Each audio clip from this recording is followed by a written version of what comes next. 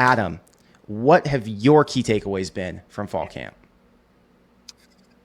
I kind of alluded to it earlier. Some of the commonalities I'm hearing from the coaches: simple, fast, violent, physical, get really, really good at what you do. I think there was a lot of guys whose heads were just kind of spinning, especially on defense last year. And the offensive line, one of the reasons, there's multiple reasons you can mention why we gave up sacks. You go to that Minnesota game. So I've become pretty good friends with David Pollock. All right. And okay, cool. He's texting me afterwards. He's like, hey, man, what's going on with your O-line and what's going on with this? And I'm like, dude, I don't know. That Minnesota game had just happened. I was not in a state that I wanted to talk about it. Okay. So he texts me 2 days later. He goes, I broke down the film 11 times in that game. Minnesota had 11 free runners at the quarterback. In other words, 11 times we were letting people come unblocked at Dylan Raiola. And so there has to be some head spinning on that O-line last year. Obviously, it was a lack of communication. You can't have that. Now, if you're sliding left to the line and the back is supposed to pick up the outside blitzer to the right, that's different. But when you have someone coming completely unblocked, unless you're an empty, because they can bring 6 blitzers, you've only got 5 blockers. That wasn't the case. You've got some problems. And so I'm looking forward to those little communication things. I'm looking forward to the little intricacies, just looking different, looking better, the fire off the ball. I never want to hear the first 8 plays of the Penn State game, there was 8 straight mental errors on defense. Like, I don't want to hear things like that, because we should have a better understanding than that, and we should be on the same page more than that. And that's one of the things I'm taking away so far in camp. Okay. Along those lines, and I really couldn't agree with you more. Now, some of this, Connor and Adam, you understand, is a kind of a feel, it's yes. On one hand, you got like Jerry DiNardo making a great point when he interviewed Rule about having three straight years of different defensive coordinator. That's when you hear that on the surface. I've always been a guy that sort of appreciated the benefits of continuity. So you don't have any. Now, Rule has been very good about getting ahead of that conversation and saying it's not a huge adjustment. We were 4 down. Linemen 60-70% of the time in the other defense. He's gotten ahead of it. Getting to my takeaways, it's a strong feeling I have that they've upgraded at defensive coordinator and offensive line coach. Probably elsewhere too. It's just those guys and I think Roy Manning's in that discussion too, the edges coach. I just feel really good about that picture, the Orich picture, how confident he is, how he's turned around defenses, how the kids are responding to him. It's going to be more of an attacking defense. Connor, like you've alluded to, the turnovers, I think it's a defense that can do that a little bit more. And then just watch Jeep present his guys. I like his whole picture of athletic linemen out in space, what Adam talked about earlier, the simplification a little bit, wants him to play fast, and just his appreciation for the role he's in.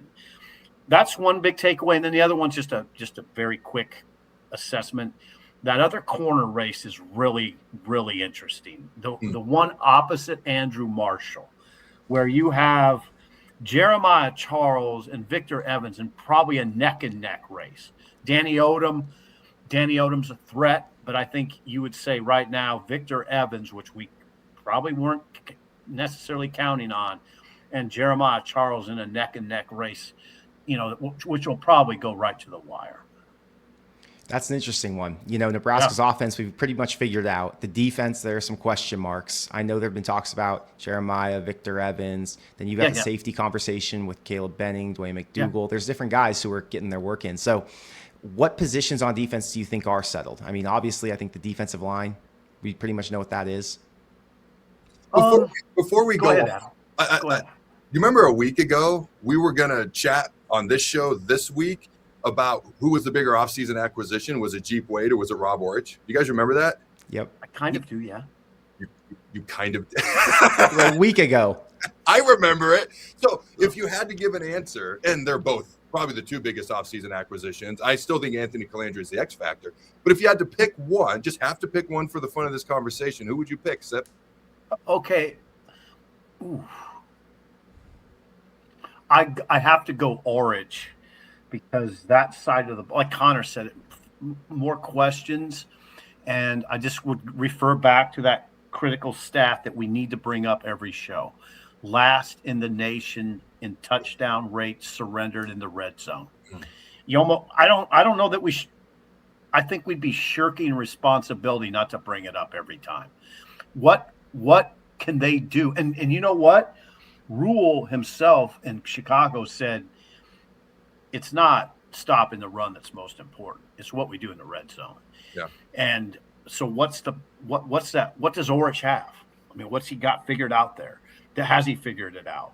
But I would go to Rob Orich. And then I would go, by the way, too, if you can't allow 4.82 yards per carry. You can't. You're not going to get where you want to go. So those two things, that's why I'm watching. I'd lean Jeep Wade, and the reason I would argue him is because Nebraska's offense has been so weak and abysmal the last couple seasons. Part of it obviously was a quarterback situation, not the right fit with their play caller maybe, and obviously wasn't the right fit with that offensive line. But when you now have a new offensive line coach who's bringing a new mentality to the offense, he's bringing in a ton of new players from the portal. I'd argue you wouldn't have gotten all those guys from the portal if you wouldn't have had Jeep Wade. I think it's just such a big step up in what the offense can do. And if the offense can say they're 50% better, I think that's another couple wins on the schedule, which could be a huge deal for Nebraska. 50% better is ambitious, Connor. Hey, I think with a new quarterback, new offensive line coach, new reworked offensive line, they could be 50% better. So great receiver. Go ahead, Adam. Go ahead. I was just going to say they averaged 18 points in 2023, 23 points in 2024, and 28 points last year. So when you say 50% better, are you going for 42 points? I'm not going off points. I'm going off just production overall. Okay, if you had, I don't know what score I would give it. If I'd say we're going to rate it on yards per game, yards per play, I don't know what I'd do. But I'm saying this offense is going to be good enough to actually score in the red zone. They're going to be good enough to complete drives. They're going to be good enough to put points on the board because they have done that, but they were doing it in games that weren't as meaningful. They have done it, but they're putting up yards on teams that weren't as good. I want to see Nebraska in the biggest moments be able to produce. And since they haven't done it in the last couple seasons and they haven't won, I think that's going to be the difference maker between getting to 7, getting to 8 or 9. If they could average over 30 points a game, which is nowhere near a 50% improvement, however you want to look at it, I think that would be huge, and that's going to be largely affected by the red zone. I don't hate RPO SIP in the red zone. Now, if you start running it everywhere, because the red zone, you got to score. Everywhere, it gets a little bit risky with Calandria just being a little smaller in the Big Ten. To the defense, 98th, obviously you mentioned the red zone stats, 98th in the country stopping the run in general, 98th in the country at getting sacks, 22 sacks on the year. Roy Manning's edge room had 23 sacks alone last year at San Diego State. He had 2 7-sack guys.